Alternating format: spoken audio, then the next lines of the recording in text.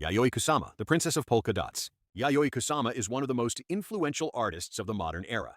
She transformed lifelong mental health struggles into a powerful source of creativity and has become one of Japan's most important living artists, the world's top-selling female artist, and the world's most successful living artist.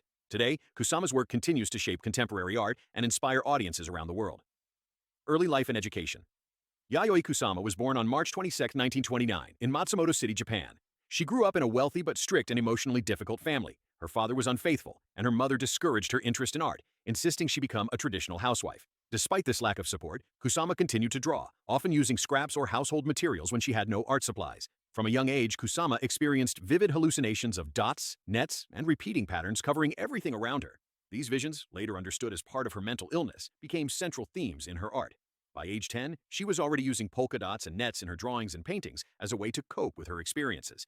In 1948, Kusama entered the Kyoto Municipal School of Arts and Crafts to study Nihonga painting, but she soon rejected its traditional style. She taught herself oil painting and began experimenting with abstraction. By the early 1950s, she exhibited her work in Matsumoto and Tokyo and gained recognition for her unique dot patterns. In 1955, she showed her art at the Brooklyn Museum and began corresponding with Georgia O'Keeffe, who encouraged her career.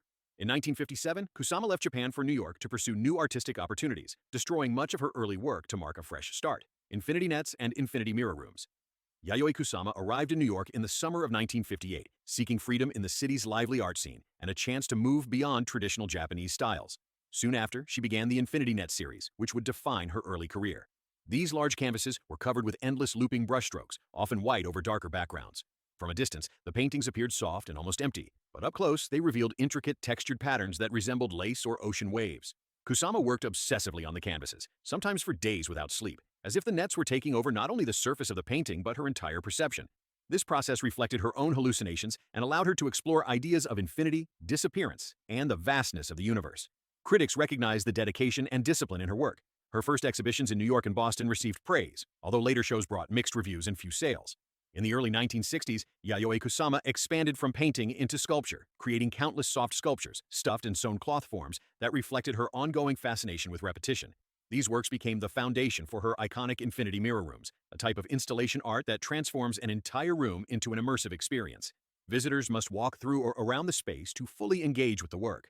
Kusama's first mirrored installation, displayed in 1965, used mirrors to multiply hundreds of soft sculptures, creating the illusion of infinite space. She described the experience inside the room as obliteration, where the boundaries between self and surroundings disappeared. For Kusama, mirrors allowed her to transcend physical limitations and turn the endless patterns she saw in her hallucinations into rooms that seemed to stretch into infinity.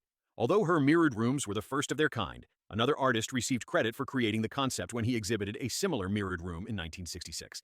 This oversight contributed to Kusama's personal struggles and challenges with her mental health.